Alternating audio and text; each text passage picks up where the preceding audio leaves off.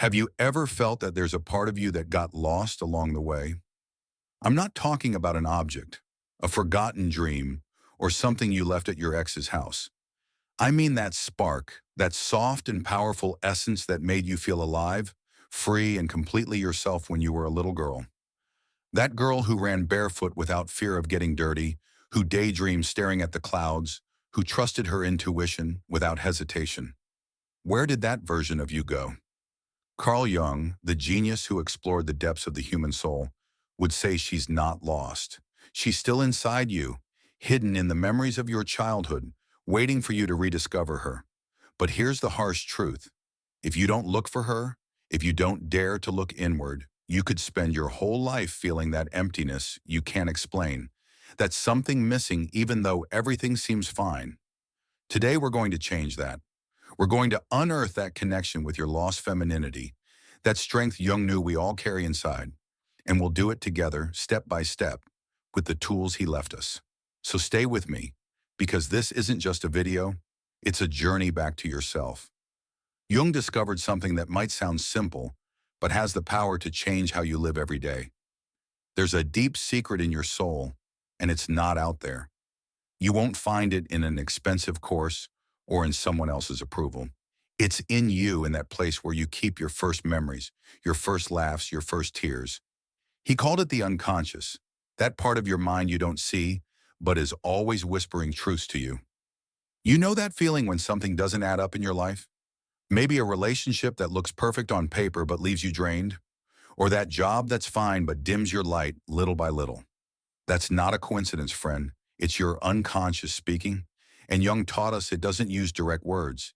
It communicates with symbols, with emotions, with those gut feelings we sometimes ignore because they don't make sense. But they make all the sense in the world. Think about this. When you were little, did you question so much? If you felt something wasn't right, you said it or walked away. If something excited you, you went for it without thinking twice. That was your femininity in its purest state. Before the world taught you to doubt yourself, to wear masks, to silence that inner voice to fit in. Jung would say that girl is still there, in what he called the personal unconscious, a living archive of everything you've lived, felt, and dreamed since you came into this world. And inside that archive is your feminine essence, that unique mix of strength, intuition, and sensitivity that makes you, you. But over the years, between life's demands, relationships that drained us, and the times we said yes when we wanted to scream no, we disconnected from her. Does that sound familiar? I bet it does. Let me tell you something you might recognize. Imagine Maria, a woman like you or me. She's 34, lives in Bogota, works in an office, has a perfect boyfriend, and a life that looks magazine-worthy on social media. But inside, Maria feels something's wrong. She wakes up tired even after sleeping 8 hours, argues with her partner over little things, and though she tries, she can't remember the last time she felt truly happy. One day while cleaning her house, she found an old box with photos from when she was 6. She's smiling, hair messy, holding a drawing she made for her mom, and when she saw it, something broke inside her. She cried without knowing why. What happened there? Jung would explain it like this. That photo was a symbol, a message from her unconscious shouting, "Remember who you are. That girl is still alive in you." Maria didn't know it, but she was about to start a journey to reconnect with that part of herself she'd forgotten. Here's a pause for us to breathe together. Take a second. Think about your own childhood. What do you remember? A moment when you felt free, powerful, fearless. Maybe it was dancing alone in your room, making up stories with your dolls, or telling your grandma your wildest dreams. That girl didn't go away. She's there. And Jung gave us the keys to find her. One of them is the shadow, a term he used to describe everything we hide from ourselves because we don't like it, or because we think it doesn't fit with who we're supposed to be. Maybe you hid your sensitivity because they told you you were too emotional, or suppressed your strength because they taught you a woman shouldn't be so direct. That shadow doesn't disappear, friend. If you ignore it, it gets stronger and sneaks into your life in ways you don't expect. For example, have you noticed there are people who throw you off for no apparent reason? That friend who always criticizes you, that coworker who makes you feel small. Jung would say it's not a coincidence. Those people are mirrors of your shadow, reflecting those parts of you you don't want to see. When Maria, our friend from Bogota, started paying attention, she realized her boyfriend wasn't the problem. It was her. She'd buried her voice, her ability to say enough since childhood, because she was taught a good woman doesn't set boundaries. And every time he ignored her, that girl inside her screamed louder. Has something like that happened to you? Do you feel an echo from your childhood asking you to listen?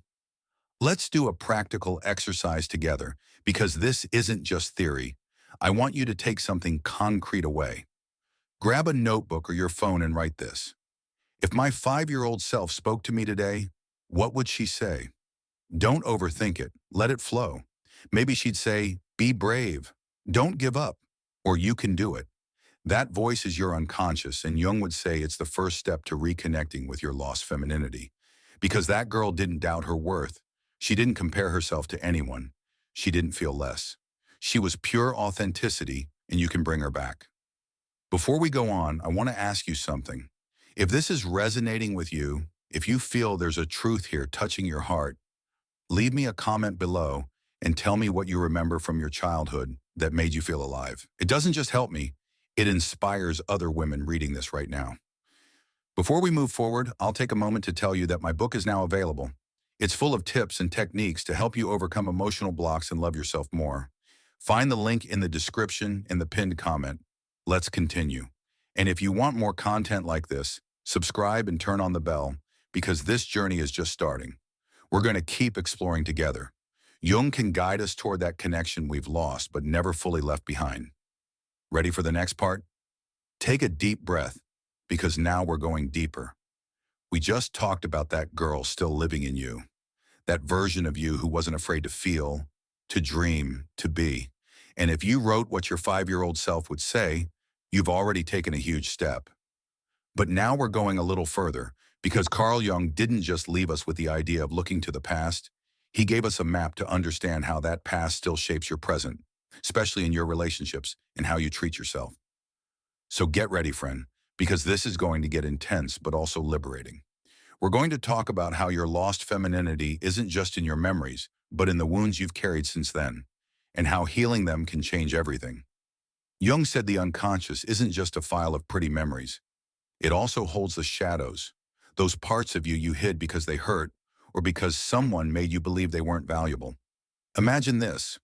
When you were little and cried because something hurt you, what did they say? Maybe don't cry, be strong, or good girls don't get mad. Those words, though they seemed harmless, left a mark. Maybe you started repressing your emotions, swallowing your anger, dimming your intuition so they wouldn't see you as difficult. And over time, that sensitive, powerful, authentic girl hid behind a mask. Jung called this the process of individuation, the journey of integrating all those parts of you, even the ones that hurt, to become who you really are. Think of Laura, a 40-year-old woman living in Los Angeles. Laura grew up in a house where her mom was always busy, and her dad told her women should be practical, not dreamers. She was creative, loved painting, but she put the brushes down because it wasn't useful. Today, Laura has a good job, a nice house, but feels something's missing. Every time she passes an art store, her heart beats faster, but she tells herself, it's not for me anymore. What's happening there? Jung would explain it with the concept of the shadow. That artist girl is still alive in her unconscious. But Laura repressed her so much that now she lives disconnected from her feminine essence. That ability to create, to feel, to flow without fear. Here's a quick definition so you don't get lost. The shadow, according to Jung, is everything we deny about ourselves. It's not something bad. It's just what we don't want to show. But when you ignore it, it doesn't go away. It sneaks into your relationships, your decisions, those moments when you feel trapped without knowing why. Has it happened that you snap at someone and then think, whoa, where did that come from? That's your shadow shouting. And for women, that shadow is often full of things we were taught to hide. Our strength, our voice, our right to say no. Let's take a short pause. Breathe with me again. Close your eyes for a second and think. What part of me did I hide as a child because I was ashamed or because they told me it wasn't okay? Maybe it was your loud laugh, your endless curiosity, or that need for affection that made you clingy. Write that down too in your notebook. What you just identified is a clue to your lost femininity, and Jung would say integrating it is the path to your wholeness. How? By starting to accept it. If you hid your sensitivity, for example, give yourself permission today to feel without guilt. Cry if you need to, laugh without fear. That's a practical action you can take right now. Back to Laura. One day, tired of feeling empty, she decided to buy a canvas and paint, even if just for an hour. It wasn't perfect, but as she mixed colors, something inside her lit up. She cried, but this time from relief. It was as if that girl she'd silenced for years said, "Thanks for letting me out." Jung would call this an encounter with the inner mother archetype, another key term. The inner mother is that part of your psyche that nurtures you, protects you, gives you permission to be gentle with yourself. And many of us lost her in childhood when we were demanded to be strong instead of human. Now let's talk about relationships, because this is where your shadow and lost femininity show up most clearly. Have you had a partner who made you feel small, or a friend who always left you drained? Jung would say those people don't come into your life by chance.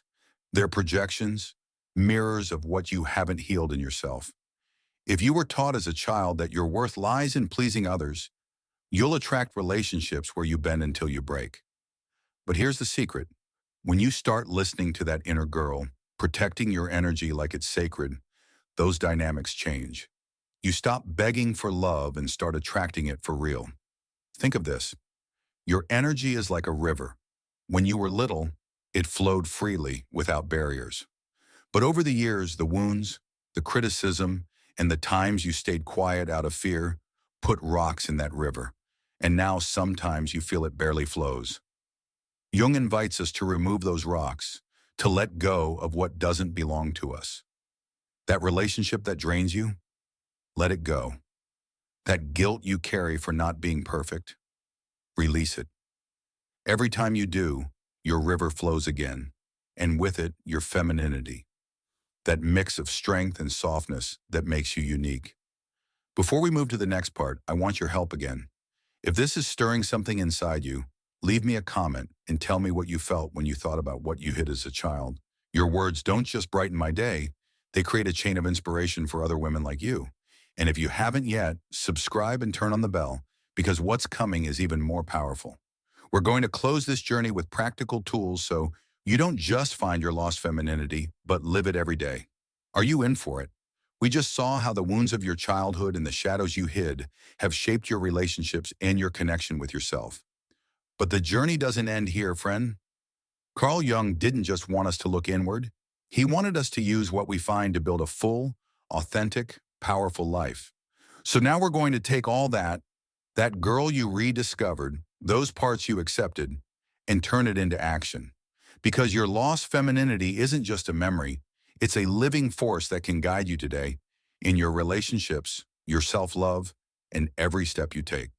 Take a deep breath, because this will be the closure you deserve.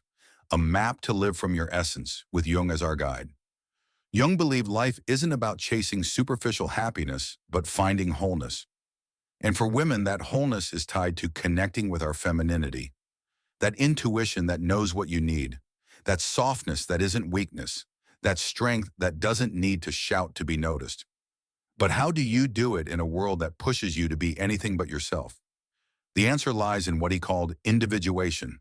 That process of integrating all your parts, the light and the shadows, to become whole. And it all starts with a simple but revolutionary act. Listening to your unconscious. Imagine Sophia, a 29-year-old mom in Mexico City. Sophia was always the responsible one, taking care of her younger siblings, studying hard, never saying no. But one day, while watching her 3-year-old daughter play, something hit her. Her daughter was laughing, running, falling, and getting back up without fear. And Sophia wondered, when did I stop being like that? It was like an alarm clock. She started noticing she was living for everyone but herself, her partner, her family, her boss.